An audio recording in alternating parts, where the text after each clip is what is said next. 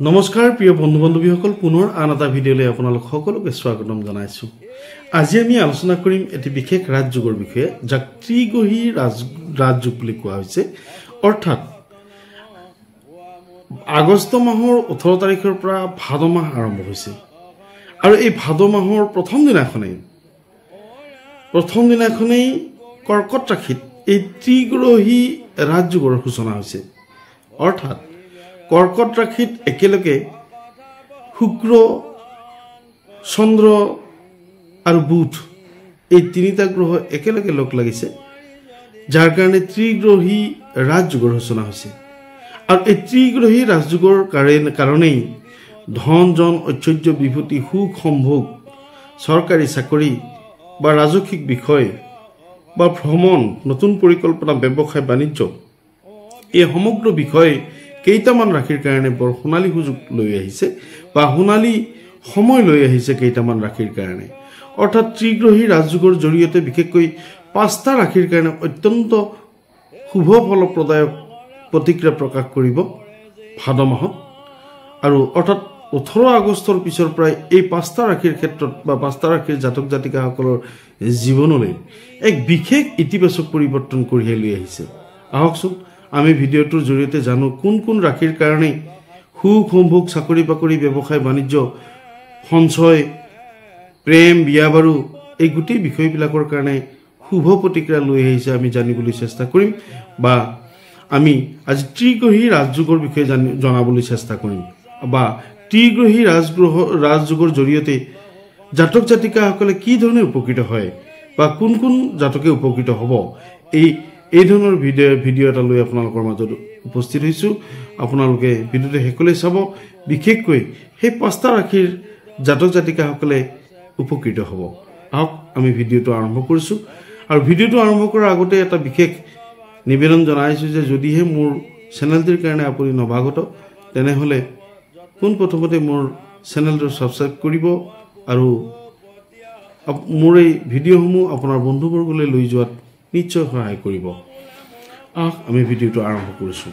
অৰ্থাৎ 18 আগষ্টৰ দিনাখন আৰম্ভ হ'ব ভাদ মাহ। আমি সকলোৱে জানো ভাদ মাহ অতি পবিত্ৰ মাহ আৰু এই ভাদ মাহত যথেষ্ট পবিত্ৰ উৎসৱ অনুষ্ঠান সন্নিৱিষ্ট হৈছে।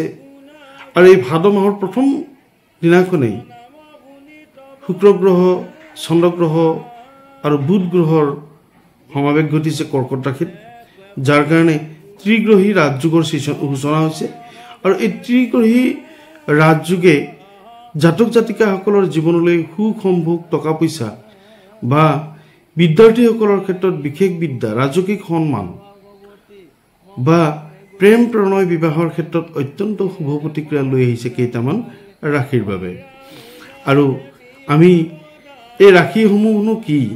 এই ধৰণৰ প্ৰথম ৰাশিটো হৈছে কৰ্কট ৰাশি। অৰ্থাৎ কৰ্কট ৰাশিত অৱস্থান গ্ৰহণ কৰিছে শুক্ৰ, বুধ আৰু চন্দ্ৰই।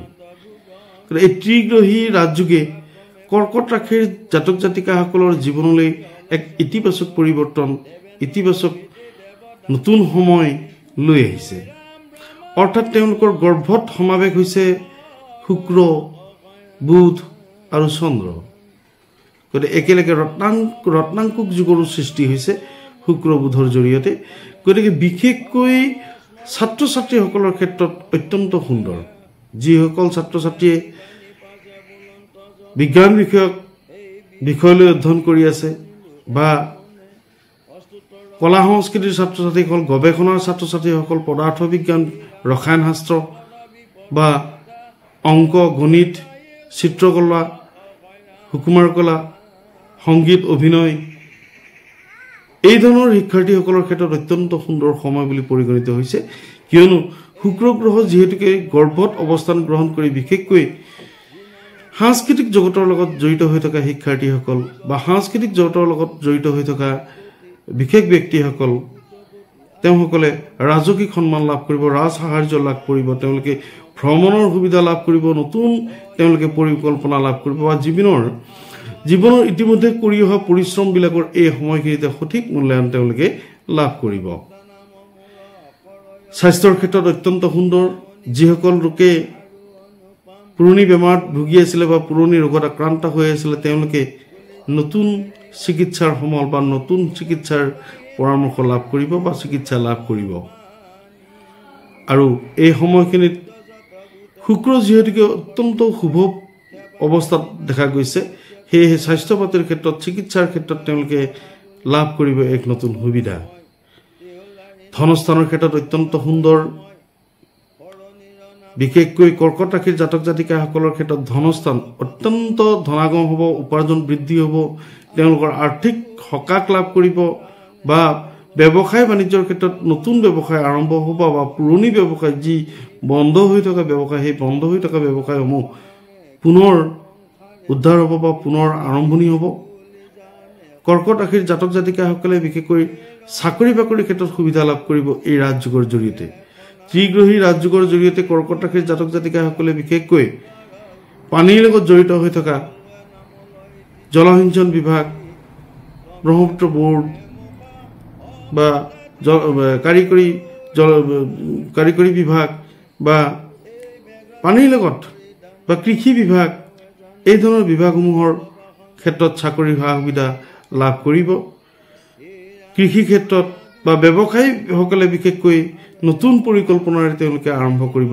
মণিমুকুতাৰ ব্যৱসায়, মাছ মাংসৰ ব্যৱসায়, ফল মূলৰ ব্যৱসায়, খাদ্য সামগ্ৰীৰ ব্যৱসায়, কাপোৰৰ ব্যৱসায়, পানীয় সামগ্ৰীৰ ব্যৱসায়, লোহালকৰৰ ব্যৱসায়, যান বাহনৰ ব্যৱসায়, এই ধৰণৰ ব্যৱসায়ীসকলে যথেষ্ট মুনাফা লাভ কৰিব বা যথেষ্ট উপাৰ্জন হ'ব, তেওঁলোকৰ সঞ্চয় লাভ হ'ব বা সঞ্চয় হ'ব। শিক্ষাৰ্থীসকলৰ ক্ষেত্ৰত অত্যন্ত সুন্দৰ, সাংসাৰিক ক্ষেত্ৰত পাৰিবাৰিক দিশত অত্যন্ত সুন্দৰ, যিহেতুকে এই বিবাহকাৰক গ্ৰহ শুক্ৰ গৰ্ভত অৱস্থিত হৈ বুধ আৰু চন্দ্ৰৰ সহযোগত একেলগে শুভ প্ৰতিক্ৰিয়া প্ৰকাশ কৰিছে। সেয়েহে কৰ্কট ৰাশিৰ জাতক জাতিকাসকলৰ ক্ষেত্ৰত বিশেষকৈ পাৰিবাৰিক দিশত সুখ সম্ভোগ লাভ কৰিব, পৰিয়ালৰ সমৰ্থন লাভ কৰিব, ব্যৱসায় বাণিজ্যত বিশেষকৈ বন্ধুবৰ্গৰ সহায় লাভ কৰিব। বৈবাহিক ক্ষেত্ৰখনত অত্যন্ত সুন্দৰ বুলি ধাৰণা কৰা হৈছে এইকাৰণেই যে বিবাহকাৰক শুক্ৰ যিহেতুকে বুধ আৰু চন্দ্ৰৰ লগত অৱস্থিত হৈ একেলগে শুভ প্ৰতিক্ৰিয়া প্ৰকাশ কৰিছে, সেয়েহে বিবাহ উপযোগী পাত্ৰ পাত্ৰীসকলৰ ক্ষেত্ৰত অত্যন্ত সুন্দৰ বুলি বিবেচিত হৈছে। তেওঁলোকৰ প্ৰেম প্ৰণয়ৰ ক্ষেত্ৰত অত্যন্ত সুন্দৰ, প্ৰেম প্ৰণয়ত তেওঁলোকে সংগী লাভ কৰিব বা সংগীসকলে নিজৰ বা প্ৰেমিক প্ৰেমিকাৰ মিলন হ'ব বা প্ৰেমিক প্ৰেমিকাসকলে অনাগত দিনৰ ভৱিষ্যত পৰিকল্পনাসমূহ তেওঁলোকে পৰিকল্পনাত সহযোগিতা লাভ কৰিব। বিবাহৰ ক্ষেত্ৰত অত্যন্ত সুন্দৰ, ব্যৱসায় বাণিজ্য, ধনস্থান বা শিক্ষাৰ ক্ষেত্ৰত কৰ্কট ৰাশিৰ জাতক জাতিকাসকলে লাভ কৰিব এক ইতিবাচক সঁহাৰি। আমি দ্বিতীয় ভাগ্যশালী ৰাশিটো লৈ আহিছোঁ। দ্বিতীয় ভাগ্যশালী ৰাশিটো হৈছে কন্যা ৰাশি।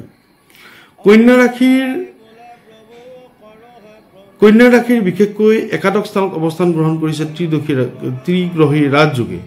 অৰ্থাৎ এই ত্ৰিগ্ৰহী ৰাজযোগৰ বাবেই কন্যা ৰাশিৰ জাতক জাতিকাসকলে বিশেষকৈ চাকৰি লাভৰ সম্ভাৱনা, তেওঁলোকে ৰাজসিক পদমৰ্যাদা লাভ কৰিব। যিসকল লোক ৰাজনৈতিক আৰু সামাজিক ক্ষেত্ৰত জড়িত, তেওঁলোকে উচ্চ পদস্থ বা উচ্চ পদ লাভ কৰিব বা দল বা সংগঠনৰ ক্ষেত্ৰত তেওঁলোকে প্ৰশংসা লাভ কৰিব, যশস্যা লাভ কৰিব, তেওঁলোকৰ ওপৰত গুৰু দায়িত্ব অৰ্পণ কৰা হ'ব। এই ধৰণৰ সুবিধাসমূহ তেওঁলোকে লাভ কৰিব। সাংসাৰিক ক্ষেত্ৰত অত্যন্ত সুন্দৰ কন্যা ৰাশিৰ জাতক জাতিকাসকলৰ ক্ষেত্ৰত যিহেতুকে শুক্ৰ বুধ একেলগে থাকি ৰত্নাংকুক যুগৰো সৃষ্টি কৰিছে, সেয়েহে কন্যা ৰাশিৰ জাতক জাতিকাসকলে এই সময়খিনিত প্ৰচুৰ ধনাগম বা প্ৰচুৰ উপাৰ্জনৰ ক্ষেত্ৰত সক্ষম হ'ব। তেওঁলোকৰ নতুন ব্যৱসায় আৰম্ভ হ'ব, নতুন পৰিকল্পনাৰে তেওঁলোকে ব্যৱসায় আৰম্ভ কৰিব পাৰিব। বিশেষকৈ পানীয় সামগ্ৰীৰ ব্যৱসায়, কৃষি সঁজুলিৰ ব্যৱসায়, নিত্য ব্যৱহাৰ্য সামগ্ৰীৰ ব্যৱসায়, কাপোৰৰ ব্যৱসায়, মাছ মাংসৰ ব্যৱসায়, ফল মূলৰ ব্যৱসায়, ধাতু ৰত্নৰ ব্যৱসায়, এনেধৰণৰ ব্যৱসায় ক্ষেত্ৰত কন্যা ৰাশিৰ জাতক জাতিকাসকলে লাভ কৰিব অত্যন্ত ধন বা তেওঁলোকৰ যিসকলে সামাজিক বা ৰাজনৈতিক দিশত জড়িত হৈ আছে তেওঁলোকে প্ৰচুৰ যশস্যা প্ৰশংসা লাভ কৰিব। চাকৰিয়ালসকলে উচ্চপদস্থ বিষয়াসকলৰ স্নেহভাজন হোৱাৰ সুবিধা লাভ কৰিব বা তেওঁলোকে ৰাজ সাহাৰ্য বা অত্যাধিক মুনাফা বা অত্যাধিক ধন বা মান সন্মান লাভ কৰিব এই সময়ভাগত। আৰু বিশেষকৈ শিক্ষাৰ্থীসকলৰ ক্ষেত্ৰত অত্যন্ত সুন্দৰ, বিদ্যাৰ অধিকাৰী গ্ৰহ বুধ গ্ৰহ যিহেতুকে কন্যা ৰাশিৰ অধিপতি গ্ৰহ তাৰ লগে লগে শুক্ৰ গ্ৰহৰ লগত ৰত্নাংকুক যুগৰ সৃষ্টি হৈ বুধ অত্যন্ত বলৱান হোৱা দেখা গৈছে। সেয়েহে বিশেষকৈ বিদ্যাৰ ক্ষেত্ৰত বিদ্যাৰ্থীসকলে কন্যা ৰাশিৰ জাতক জাতিকাসকলৰ বিদ্যাৰ্থীসকলৰ ক্ষেত্ৰত অত্যন্ত সুন্দৰ।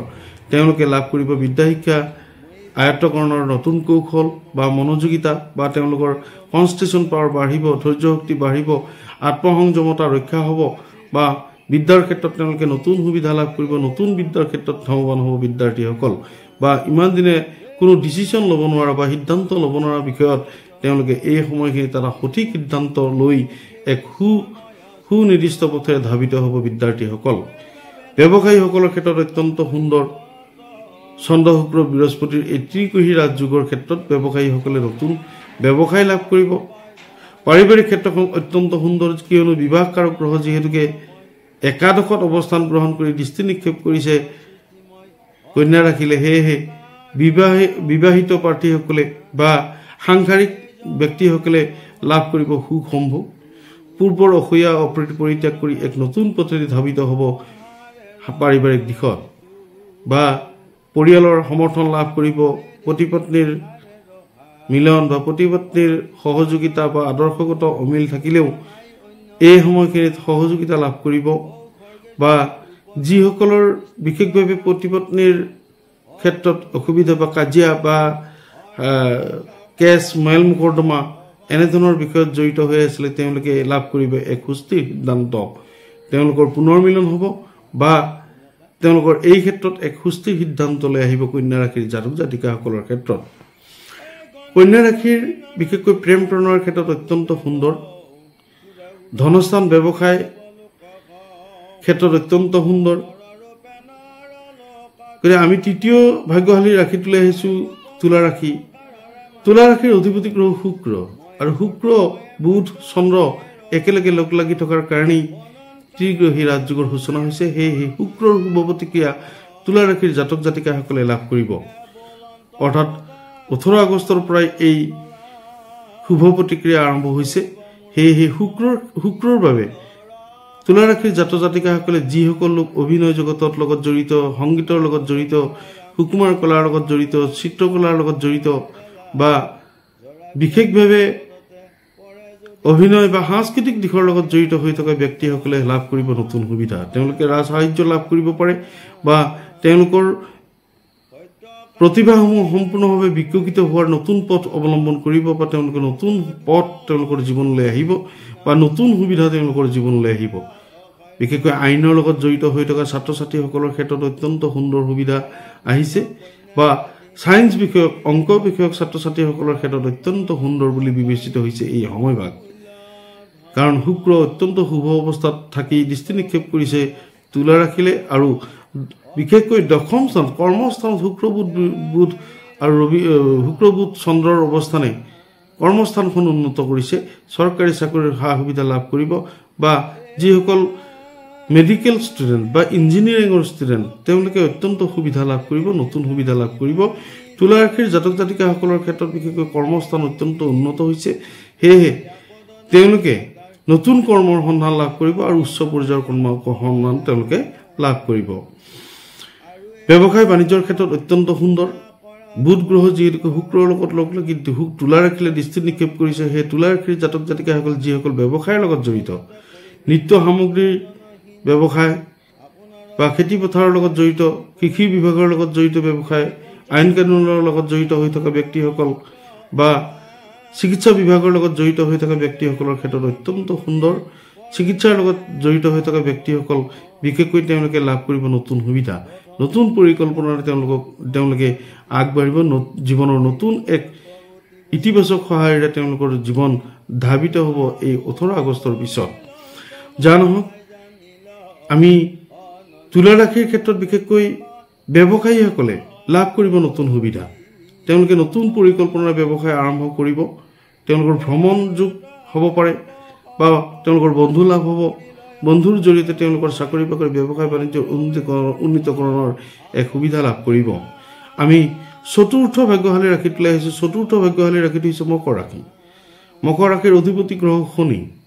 কিন্তু শুক্ৰ বুধ চন্দ্ৰৰ ত্ৰিগ্ৰহী ৰাজযোগে প্ৰত্যক্ষভাৱে মকৰ ৰাশিক দৃষ্টি নিক্ষেপ কৰা হেতুকে শুক্ৰবুধৰ সম্পূৰ্ণ প্ৰতিক্ৰিয়া বা সম্পূৰ্ণ শুভ প্ৰতিক্ৰিয়া লাভ কৰিব মকৰ ৰাশিৰ জাতক জাতিকাসকলে। অৰ্থাৎ তেওঁলোকৰ জীৱনলৈ বিশেষকৈ চাকৰি বাকৰিৰ ক্ষেত্ৰত নতুন সুবিধা লাভ হ'ব, সুখ সম্ভোগ এই সমগ্ৰ বিষয় তেওঁলোকৰ জীৱনলৈ আহিব। বিশেষকৈ প্ৰেমৰ ক্ষেত্ৰত অত্যন্ত সুন্দৰ মকৰ ৰাশিৰ জাতক জাতিকাসকলৰ ক্ষেত্ৰত যিসকল লোকে বৈবাহিক সম্বন্ধৰ কাৰণে চেষ্টা অব্যাহত ৰাখিছে সেইসকলৰ কাৰণে আহিব নতুন খবৰ। কিয়নো সপ্তমপতি অৰ্থাৎ সপ্তম স্থানত অৱস্থান গ্ৰহণ কৰিছে শুক্ৰই। শুক্ৰ বিবাহকাৰক গ্ৰহ, সেয়েহে পত্নী স্থানত অৱস্থান গ্ৰহণ কৰা হেতুকে মকৰ ৰাশিৰ জাতক জাতিকাসকলে যিসকল বিবাহ উপযোগী তেওঁলোকে বিবাহৰ ক্ষেত্ৰত নতুন সুবিধা লাভ কৰিব। বা মকৰ ৰাশিৰ জাতক জাতিকাসকলে নিজৰ কৰ্মব্যস্ততা বা নিজক সংস্থাপন কৰাৰ কাৰণে যিসকল লোকে অত্যন্ত পৰিশ্ৰম বা অত্যন্ত চেষ্টা অব্যাহত ৰাখিছে তেওঁলোকে এই সময়খিনিতেই এক উপযুক্ত ফলাফল বা উপযুক্ত কৰ্মৰ পৰিশ্ৰমৰ মৰ্যাদা তেওঁলোকে লাভ কৰিব। ব্যৱসায়ৰ ক্ষেত্ৰত অত্যন্ত সুন্দৰ, ধনস্থানৰ ক্ষেত্ৰত অত্যন্ত সুন্দৰ। ধনস্থান অৰ্থাৎ শুক্ৰ বুধে মকৰ ৰাশিৰ জাতক জাতিকাসকলে ধনস্থান যথেষ্ট উন্নত কৰিছে। চাকৰিয়াল লোকসকলে বিশেষকৈ ধন লাভ কৰিব, চাকৰিয়াল লোকসকলে পদোন্নতি লাভ কৰিব, চাকৰিয়াল লোকসকলে মনৰ ইচ্ছিত ঠাইলৈ বদলীকৰণৰ সুবিধা লাভ কৰিব। চন্দ্ৰ প্ৰতিভা বিকাশক গ্ৰহ, সেয়েহে মকৰ ৰাশিৰ শিক্ষাৰ্থীসকলৰ ক্ষেত্ৰত প্ৰতিভা বিকাশ হ'ব। চন্দ্ৰ যিহেতুকে বুধ আৰু শুক্ৰৰ লগত লগ লাগি সপ্তম স্থানৰ পৰা দৃষ্টি নিক্ষেপ কৰিছে মকৰ ৰাশিলৈকে, সেয়ে মকৰ ৰাশিৰ বিদ্যাৰ্থী আৰু শিক্ষাৰ্থীসকলে নতুন প্ৰতিভাত বা নতুন বিষয় তেওঁলোকে লাভ কৰিব, নতুন সিদ্ধান্ত লাভ কৰিব। শিক্ষাৰ ক্ষেত্ৰত বিশেষকৈ দুমোজাত পৰি থকা ছাত্ৰ ছাত্ৰীসকলে এক নতুন সিদ্ধান্তলৈ আহিব আৰু তেওঁলোকে নতুন বিদ্যা শিক্ষা আয়ত্তকৰণৰ কৌশল তেওঁলোকে জানিব। তেওঁলোকৰ আত্মসংযমতা ৰক্ষা হ'ব, তেওঁলোকৰ ধৈৰ্য, স্মৃতিশক্তি বা তেওঁলোকৰ কনচেন্ট্ৰেশ্যন পাৱাৰ তেওঁলোকৰ যথেষ্ট বৃদ্ধি হ'ব। বা এই সময়খিনিত শিক্ষাৰ্থীসকলৰ কাৰণে অত্যন্ত সুন্দৰ বুলি বিবেচিত হৈছে। আৰু প্ৰেম প্ৰণৰ ক্ষেত্ৰত অত্যন্ত সুন্দৰ মকৰ ৰাশিৰ জাতক জাতিকাসকলৰ ক্ষেত্ৰত। আমি আহিছোঁ একেবাৰে শেষৰ ৰাশিটোত, মীন ৰাশি। অৰ্থাৎ মীন ৰাশিৰ জাতক জাতিকাসকলৰ কাৰণে এক নতুন সময় বুলি বিবেচিত হৈছে।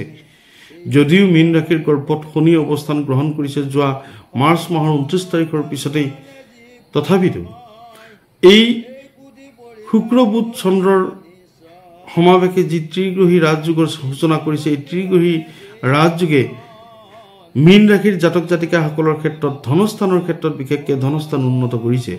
পঞ্চম স্থানটোক লক্ষী স্থান বুলি কোৱা হয় আৰু লক্ষী স্থানতেই শুক্ৰ বুধ চন্দ্ৰই অৱস্থান গ্ৰহণ কৰি বিশেষকৈ তেওঁলোকৰ ধনস্থান উন্নত কৰিছে। তেওঁলোকৰ উপাৰ্জন বৃদ্ধি হ'ব, তেওঁলোকৰ ব্যৱসায় বাণিজ্য এক্সপাণ্ড হ'ব বা তেওঁলোকৰ নতুন ব্যৱসায়ৰ ক্ষেত্ৰত তেওঁলোকে লাভ কৰিব নতুন খবৰ, বন্ধু লাভ হ'ব বা সঞ্চয়ৰ ক্ষেত্ৰত তেওঁলোকে লাভ হ'ব। পুৰণা টকা পাবলগীয়া, পুৰণা বিষয় পাবলগীয়া, পুৰণি টকা বা পুৰণি পাবলগীয়া টকা তেওঁলোকে লাভ কৰিব এই সময়খিনিতেই। বা পুৰণি মাটি বাৰীৰ যি লেনদেন, মাটি বাৰীৰ জটিলতা মীমাংসা হ'ব এই সময়খিনিত। বা মীন ৰাশিৰ জাতক জাতিকাসকলে এই সময়খিনিত মাটি লাভ কৰিব, গাড়ী যান বাহন লাভ কৰিব। বা পঞ্চম স্থানত এই ত্ৰিগ্ৰহী ৰাজযোগৰ সূচনা হোৱাই তেওঁলোকৰ বিশেষকৈ পঞ্চম স্থানখন লক্ষী স্থানখন অত্যন্ত উন্নত হৈছে। তেওঁলোকৰ উপাৰ্জন বৃদ্ধি হ'ব বা হঠাৎ তেওঁলোকে নতুন কৰ্মৰ সুবিধা লাভ কৰিব, হঠাৎ তেওঁলোকে ব্যৱসায়ৰ সুবিধা লাভ কৰিব। প্ৰেম প্ৰণয়ৰ দিশৰ ক্ষেত্ৰত অত্যন্ত সুন্দৰ সুখ সম্ভোগ লাভ কৰিব পাৰিবাৰিক জীৱনত। বা পাৰিবাৰিক ক্ষেত্ৰখনত অসূয়া অপ্ৰীতি পৰিত্যাগ কৰি এক নতুন পথেৰে ধাৱিত হ'ব মীন ৰাশিৰ জাতক জাতিকাসকল। আৰু বিশেষকৈ শিক্ষাৰ্থীসকলৰ ক্ষেত্ৰত অত্যন্ত সুন্দৰ, কিয়নো মীন ৰাশিৰ অধিপতি গ্ৰহ বৃহস্পতি।